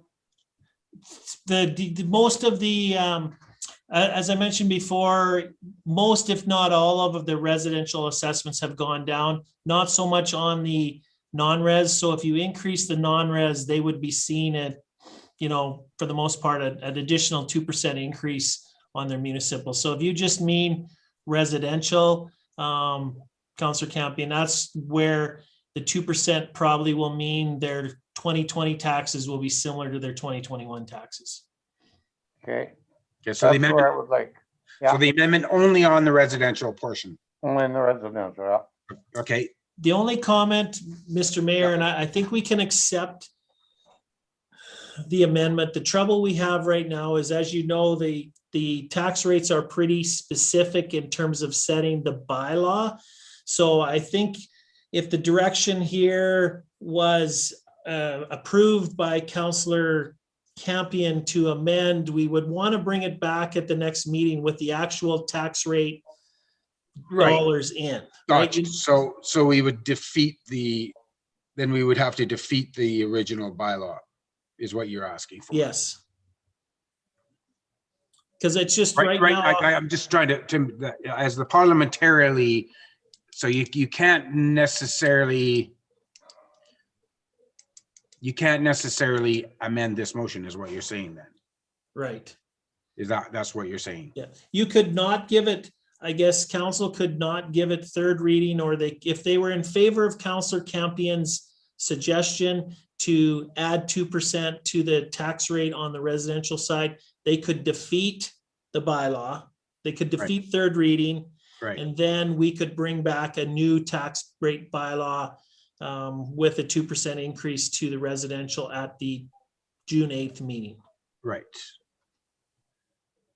So where does that put us as far it's not overly onerous, like as far as waiting another month for that? It's not onerous. The other option would be at our council info session, we could make a motion tonight to have that as a special council meeting. Okay. Where you could make that decision at that meeting. But at the end of the day, we like to get people their tax notices earlier than the legalities is we have to have it out 60 days before. So which takes us to the end of June. So there would be time, but we like to get it out earlier just to give people more time to collect the dollars that they might need to meet the deadline of August 31st. So okay. So I'm no parliamentarian whatsoever. Can we get consensus here before we vote? Can we, while we have a motion on the table, can we actually do that? yeah, I think so. You think so? I don't know. I'm not a parliamentarian either. I think as long as it's fair and everybody is of the understanding how we're moving forward, that's where we are at the end of the day. So we've given it second reading. We've called for third reading. Right. That's the motion on the floor. I guess what I would do, I think the easiest thing would be for Councillor Campion to withdraw his amendment. Yeah. And if council supports Councillor Campion's initiative to have an increase of 2% to the residential tax rate, they would defeat third reading. Then we would have to bring back another one. Bring it back. I think that's the easiest. Okay, Councillor Campion. So can you pull that amendment? You're good with that? Pull that amendment? One thing to mention here, what Kim said was that by delaying this, which I hope that we will, that it would give the people more time to get their ducks in order, like their money to pay them. I don't know what you mean by that, because you said that the taxes are going down, even with the 2%. So. No, but the taxes would probably be, we'd have to do the numbers, Councillor Campion, but basically our thought administratively is if we raise the tax rate 2% on the residential side, with your assessment coming down and the tax rate going up, you would be pretty close to paying the same municipal tax in 2021 as you did in 2020. Okay, yeah. Councillor Bowden? If with that, then okay. Mayor Warwick, if you want, I will withdraw the amendment now. Okay, thank you. Councillor Bowden? Yeah, I'm just a little bit frustrated why we're doing this, because at the info session, when Councillor Campion was away, we unanimously gave direction for administration to go through all the work of preparing it based on a zero. Now, if this doesn't pass, then they are going to have to go through it all again. And I just think it's you know, not a waste, but it's not a very good use of administration's time to, you know, we gave them direction initially, and now we're looking at possibly taking that back. To me, it's just ridiculous. Councillor Campion. Yes, Councillor Bodine, yes, I was absent from the end of that meeting when you gave the direction. But however, I left that meeting with my thoughts that I didn't believe that that was the way to do this. And as a councillor, I have a job to convince others of my way of thinking of it. And that's what the reason behind this is. It's not that I'm trying to create extra work for Kim Neal and Rhonda and the others. That's not the idea of it. So, Councillor Deadlock.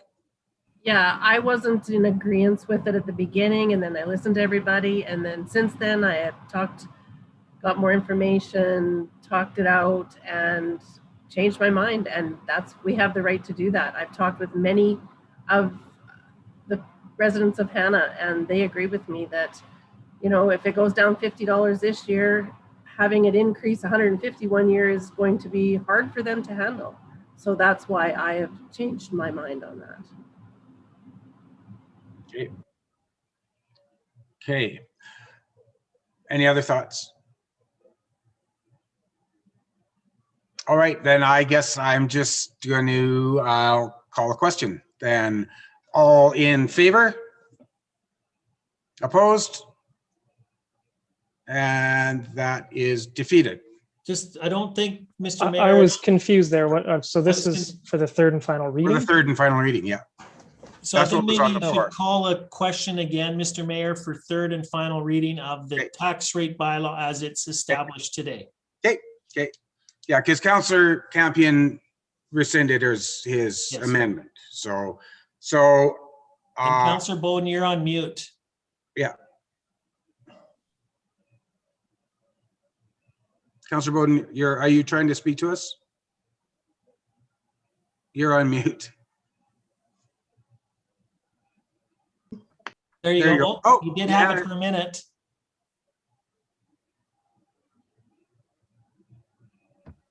There you go. Sorry, I had a computer malfunction, and Okay. so I missed the vote altogether. I'm sorry. Okay, so And Okay. so can we repeat the motion that it yeah, is? we will. Yes, we're going to do that. Yes, we're going to do that. Yeah. All right. So Councillor Campion, yeah, I want to record a vote on this. recorded vote. Okay, got it.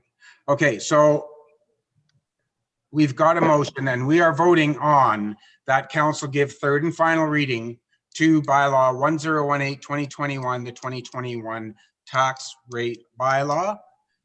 All in favor? Opposed?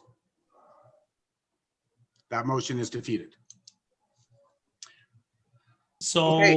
what that means, Mr. Mayor. Oh, you want another motion for I have a think special we- council meeting? Yeah, Yeah. well, we should probably have changed the May 26th council information meeting to a special council meeting so that we can bring this back again on that day. Okay, okay. What time do you want? Do you want that at 8:30?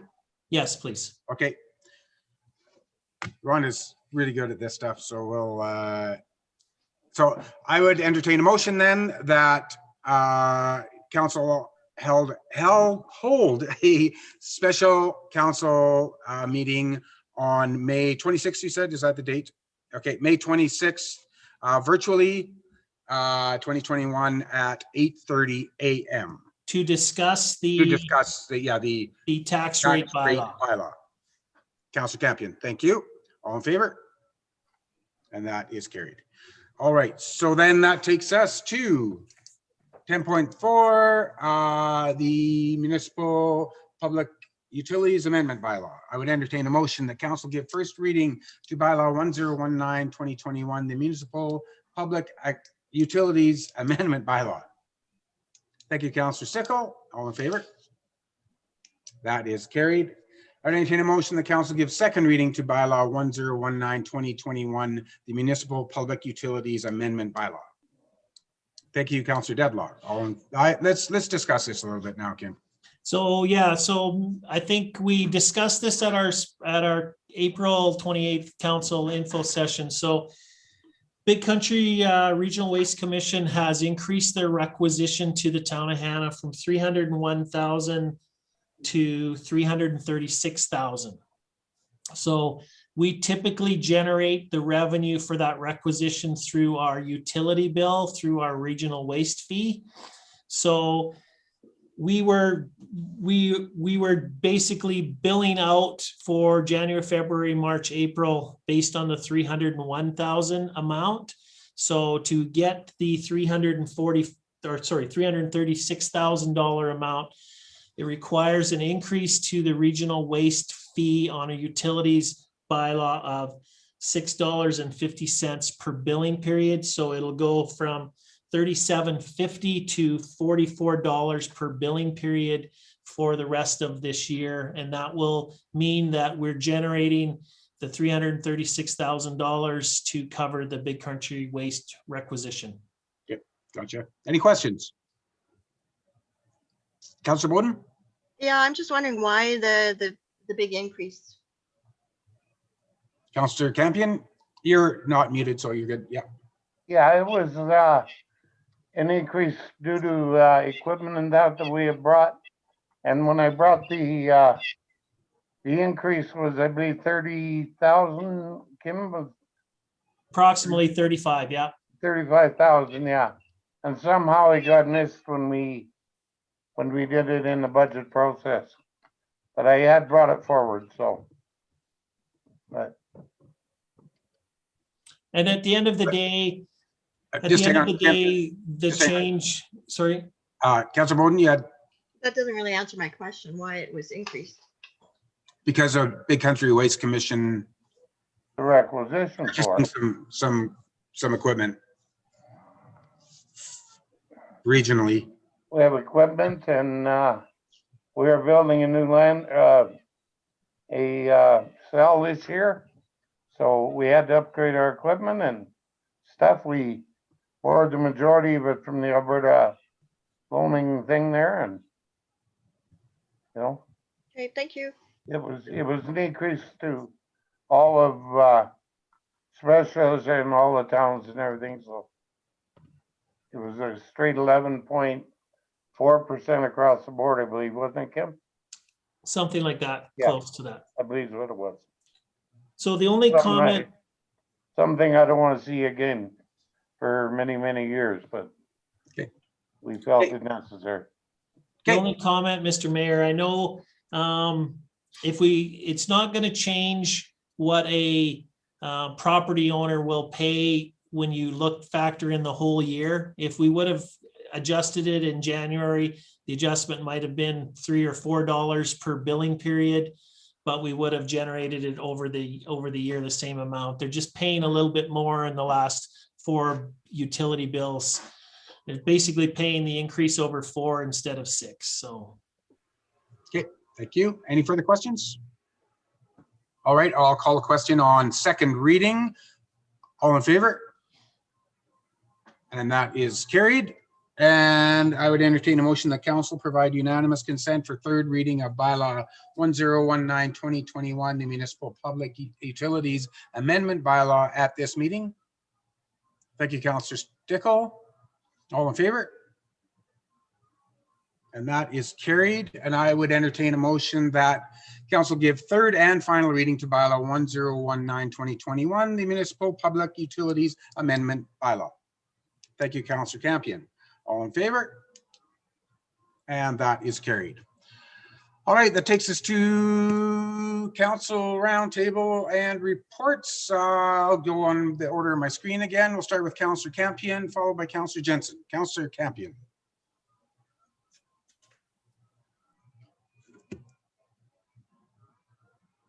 unmuted. You're muted, Councillor Campion. Yeah. Good idea. There you go. Sorry about that. Thank you. Yes, I have nothing further to add. okay, awesome. Are there any questions for Councillor Campion? All right, thank you for that. Councillor Jensen, then Councillor Stickle. Councillor Jensen, the floor is yours. I have nothing further to add to my report either. Any questions for Councillor Jensen? Councillor Bowden. I was just wondering what sort of activity has been going on with the Wellness Network? I think I will pass that over to Director Snell because she can answer it probably better detail than I can. I attend the meetings, but there's a lot going on. She's got it. Well, Was that covered in your report already, Gwen? yes, we talked about the lending library at the Library of Things that's being lent at the library, as well as the stencils that we're working on, and we'll be going forward with some more projects from there. So, okay, thank you. Yep. Thank you for that. Thank you, Councillor Jensen. Councillor Stickle, then Councillor Bowden. Councillor Stickle. Yes, Palliser still in COVID mode. The doors are locked. Each one of the staff try to work 2 days in the office and then at home, virtually at home, and seems to be working well. They're very busy. Acadia, we're now looking for a new secretary. Ashley quit. I would just like to answer a question that Councillor Bodine asked at the information meeting about using Hannah things that for the lodge after that big wind that blew down the eave troughs and the cap off one of the I guess it's smokestack. Hannah sheet metal did all the work. Lingerie did all the eave troughs, and they did all the work of putting it up. The only thing that had to come from outside was from Drumheller. A lift was the only place we could find one that would reach to the top. Nobody's in Hannah would reach that. So just to answer your question, Councillor Bodine. Other than that, that's about it. Okay, Councillor Bowden, you had. Yeah, no, I appreciate that. That is just the information I had gotten. So it's nice to get both sides of the story. So I greatly appreciate that. So thank you. Okay. Any further questions for Councillor Stickle? Yes, Councillor Olson. Just a comment, but maybe this is something for budget for Dave Mulfer's ladder truck then, or a use for it in the future. Yeah, okay. You find the money. Yeah, that's right. Councillor Olson, don't give Fire Chief Mole any opening there. That's Yeah, right. He's probably watching right now, and that's. And yeah, I hope he is watching that. Yeah, So exactly. There you go. I do have a question for Councillor Stickle though. Just curious, I ask you this all the time. So have your residents got their second shot yet? The residents, I believe, have, but the staff haven't. Okay. Awesome. Thank you. Okay, awesome. Thank you for that, Councillor Stickle. That takes us to Councillor Bowden, followed by Councillor Deadlock. I just have a couple extra things to add. The medical clinic has 2 rooms, and one they use for a PCN psychologist 1 day a week and rent it out on Fridays. And the other is for COVID isolation room. And Dr. Fortna, as of May 5th, had 11 active cases. And I had asked for some information from a Community Futures to show what they are doing for our area. So they have 4 loans under the Rural Relief and Recovery Fund for 140,000. So that's similar to the 40,000 that the feds gave out. And since inception in 2001, total dollars that have gone into special areas 2 is $1.864 million. So about 47 jobs. So that was just sort of an update. And I had somebody ask me, and I'm not sure if this is just for roundtable or what, just regarding all the stuff that went on with this Whistle Stop Cafe. If the town has any, somebody asked me, what is the town going to do to protect my rights? So I don't know if it's, I just thought I'd bring that forward. I'm not sure if it's anything we want to discuss or really where Well, we go from there. So, I think the answer to that, Councillor Bowden, and that's, I've had people ask me similar types of questions, and, you know, honestly, when it's mandated provincially or federally, there's not a lot we can do. I mean, we can't supersede what they say. yeah. So, I mean, I don't know what direction they were going with, but, you know, it's a difficult thing. There's lots of opinions regarding this whole thing, and I definitely don't want to get into that here because I do it all day long at work. So it's yeah, it's a lot of fun. But yeah, I don't know what the best answer is there. I guess, you know, but we certainly can't, you know, we can't supersede what the federal or provincial government does. So Okay. And I also wanted to know whether or not we would be willing to write a letter in support or discuss our opinions or viewpoint regarding the RCMP versus a provincial police force with the attached letters, whether or not we want to support that or not. It's pretty overwhelming according to our correspondence. Everybody, I mean, we can certainly do that. We can certainly do that. And I also have some information regarding the linen services at as far as AHS and how it affects our local hospital, which is minimal. And most of it is already basically being dealt with in Red Deer. And there is some on-site laundry for the residents of the long-term care. And that may stay depending on the unions that of the employees that are doing that work. And just thought I'd bring that forward. So. Okay, thank you. I want to go back to the letter, Councillor Bowden. Maybe once we go through the correspondence items, if we feel that we want to, that we can make a motion at the end of after the correspondence items. If you feel like, if somebody wants to make that motion, we can do that. Okay. Okay. All right. Questions for Councillor Bowden? Yes, Mr. Neal. Just a comment. You alluded to it, Mr. Mayor, in terms of where we get our authority from and where we get our power from as a municipal government, and whether you agree or disagree with the restrictions or the sanctions, they are what they are, and it is a pretty slippery slope for a municipality to go out against provincial restrictions and guidelines, knowing they're the ones that give us our power to operate. So it's and like I said, at the end of the day, even if the town of Hannah wanted to be a renegade, for lack of a better word, and support all of these businesses who would choose to defy their orders, I don't know if it would carry any weight at the end of the day. And I do think it's a slippery slope in terms of we get our powers from them, and their expectation is we'll follow their powers, and if we don't, they have the hammer. So, and the money. Yeah. Well, I just said I would bring it forward just so that people are aware that people are being approached about it. So. And it's polarized. I think if you say, yeah, they can open, you might get half the people say, great. Half the people will say, what are you doing that for? So, so I don't know. I just, yeah, it's good. Awesome. Yeah. Sorry. Yeah, no, that's great. That's good to be bringing it up. That's fine. I won't even go there. Thank you. All right. Thank you for that. It's Councillor Deadlock, followed by Councillor Olson. Councillor Deadlock. I think I included everything in my report. Not much happening elsewhere. But. Okay. Any questions for Councillor Deadlock?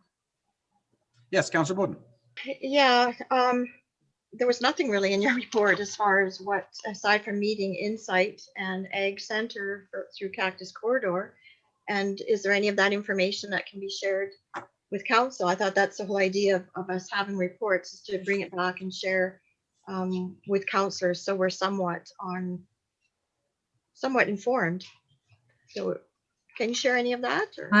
Did I not forward the report from Cactus Corridor? Everything should be in there pretty much covered by what Mark has. Did I share that? I'm just looking through the file. I didn't see it. That I got shared was with the turbines, that Garden Plains turbines.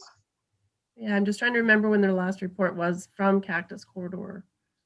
And I don't And, remember. and also the chamber as well. What's going on with the chambers? Not much happening with the chamber. They're working on ways of helping with advertising to get more members. Hopefully going to be coming into talks in regards to business licensing through the town and chamber combination thingy. Yeah, there isn't. Yeah, the egg thing, it's not really any updates on, besides they're doing their reporting on it. Everybody's still just doing their work, trying to get all the documents gathered up, all the information together, compiling everything. That's pretty much it. So, Mr. Mayor, just as an aside, I have been in discussions with Mark Nakota, and Mark is scheduled to come to our May 26th meeting to provide an update on where each and every project is at. He's the guy who's managing all of them and has the best information. So he is coming on the 26th of May, and I've told him to, he needs to take as much time as he is required to go through the projects and to answer any questions. Certainly some of them are more important to the town of Hannah than others, but he is scheduled to be here on the 26th to provide that information, Councillor Bowden. Okay, thank you. That would be nice to know. Yeah. Thank you, I appreciate it. Okay. Any further questions for Councillor Deadlock? Okay, thank you for that report. Councillor Olson. Thank you, Mr. Mayor. It's just to touch on a couple things. The Learning Center, the big thing is the non-government user cost recovery rental and lease that they're trying to push. Reaching out to a few people, MLAs and ministries. The only one that ever got back was our MLA, but very few were even aware that this was out. So it basically, we were told it was sent back into review. I can't think of the total budget for the Learning Center, but they wanted about $50,000 to $55,000 a year in rent. So that's significant. And my feeling is if the government pushes it through, they just end up with a whole bunch of empty buildings that they'll never find buyers for. We still don't get a tax base since it's a provincial building. It's just a mess. So hopefully something more reasonable comes out of that. The amusing race was awesome. Weather turned out great. Groups, there was grandparents and their grandkids. There was parents and kids of all ages. There was a group of 18 to 20-year-olds that, to quote them, said it was the best day ever, which is a very unique thing to have when everybody's loving it. There was competitive people. There was casual people. Everybody loved it. There was 104 people around town. I plotted out my path on Google Earth. There's a handful of groups that took their pedal bikes. I felt bad for my 8-year-old who put on 12.9 kilometers on her pedal bike. And halfway out the road to the roundhouse, her chain snapped. So we had to get somebody in rescue and a half ton to bring us a new bike. But it was a really good day. People are asking to do it again. People got to see parts of town that they never even knew existed. People that I know have been here for 20 years and had never been to the museum. So yeah, it was a really good day, and hopefully it carries on. That's it. Awesome. Questions? Councillor Bowden? Yeah, I just want to congratulate Councillor Olson on his participation and Director Olson on his involvement with the fire department. It was a pretty awesome day to see everybody out, and kudos to everybody for doing that and the committees involved. Awesome. Any further comments, questions for Councillor Olson? Awesome. Thank you for that. I had a really, really quiet month, which was really kind of okay because it's busy at my store. So it gave me lots of time to get kind of some of that stuff done. Is there any questions for me? Good. Awesome. The way I like it. Thank you. I would entertain a motion the council accepts roundtable reports for information, or council reports for information. Thank you, Councillor Olson. All in favor? That is carried. I think I'll just blow through the correspondence items at the end. If we want to come back to some of them, we certainly can. 12.01 Alberta Justice and Solicitor General RCMP invoice letter. 12.02 Palliser Economic Partnership invoice letter. 12.03 Town of Morinville RCMP support for Minister Maydew. 12.04 Paint Earth County RCMP support letter to Minister Maydew. 12.05 Prairieland Pride newsletter, volume 6, issue 4 for April 2021. 12.06 Town of High River support regarding Eastern Slopes coal exploration public consultation. 12.07 AHS Emergency Operations Center regional health restrictions. 12.07 AHS, no, I just did that, didn't I? Yeah, there you go. I'm scrolling wrong. 12.08 AHS vendor selection for linen services. 12.09 Town of McGrath letter of support for RCMP to Minister Maydew. 12.10 introduction to the new Consulate General of Japan in Calgary. 12.11 Prairieland School Division Board highlights for April 27th, 2021. 12.12 Palliser Regional Municipal Services member communications for May 2021. 12.13 Town of Edson letter to the Minister of Justice regarding support for RCMP. 12.14 TransAlta Pembina Pipeline Garden Plain Wind Project. 12.15 County of St. Paul letter to the Minister Maydew regarding RCMP. 12.16 Didsbury, same thing. 12.17 Tofield, same, no, vaccine distribution, sorry. 12.17 Town of Tofield vaccine distribution concerns for Minister Shandro. 12.18 the Town of Tofield vaccine distribution concerns to our MP, Kuruk. 12.19 thank you from the Hannah Senior Circle, and 12.20 Canadian Badlands update for April 2021. Anybody want to talk about any of those things? Yes, Councillor Bowden. Of course, sorry. Well, I just was wondering whether or not Town of High River, whether or not there was support for that, or are we going to say no, we're not? And maybe Sorry, so that's the coal one. Yeah.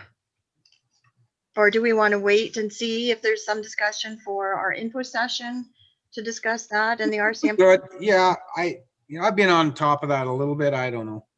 Yeah. Yeah, as far as I understand it, they're not changing a whole lot, but Yeah. Yeah, we could discuss that at our next one. That's good. Councillor Campion? Yeah, we've been addressing it quite a bit through the Red Deer River Municipal User Group. We had quite a meeting with them, and we've written a letter in that in opposition to what they were doing. And I think the government realized that they'd made a mistake, and they're sitting back on, they're kind of backtracking. I don't think it's a major worry. Okay. Well, we can certainly bring it up. Yeah, that's a good point, though. We can certainly bring that up at our at the info session if we want to do that. Or yeah. Anything else? Anybody want to? Yes, Kim. Just a comment on the Garden Plain Wind Project. So that's good news for our area. I guess I know there's some people who may not be fans of wind, but at the end of the day, it's 30 kilometers north of Hannah. It is going to bring over 100 construction jobs for a period of a year, and it's going to bring 10 full-time permanent operating jobs. Mr. Nakota has met with TransAlta in regards to having them relocate there. They want to establish an operations center, and where the 10 people will be employed. And he's met with them, met with some of our local landowners in terms of trying to get who has space, who has shop space, who has land, who'd be willing to build and lease. So he's certainly been on top of that and meeting. They're going to settle somewhere in the vicinity, whether it's here, whether it's Castor, whether it's Coronation. They're going to set up a center. We're just doing our best and trying to put our best foot forward to encourage that center to be in Hannah. So, so I've been working closely with Mark on that, and we'll keep our fingers crossed as we move forward. They're hoping to start their project in Q1 of January 22. So they'd be looking at getting their support area, their laydown yard, their shop, offices kind of finalized and underway this fall. So we'll keep working with Mark and working with TransAlta to see if that location will be here. So yeah, that's good. I know it's been a long time in the works, holy mackerel. Okay, well, with that, then I would entertain a motion that council accepts correspondence items of 12.10 to 12.20 for information. Thank you, Councillor Bowden. All in favor? That is carried. Councillor Bowden, would you like to make a motion to send a letter regarding the RCMP? In like, are you like? I guess first of all, do we believe? Yeah, I think we should have a discussion first, and maybe that should be at our info session, and then from there see Okay, sure. whether or not, because we're just sort of pulling it out of the hat, and I think it should be a discussion. Absolutely.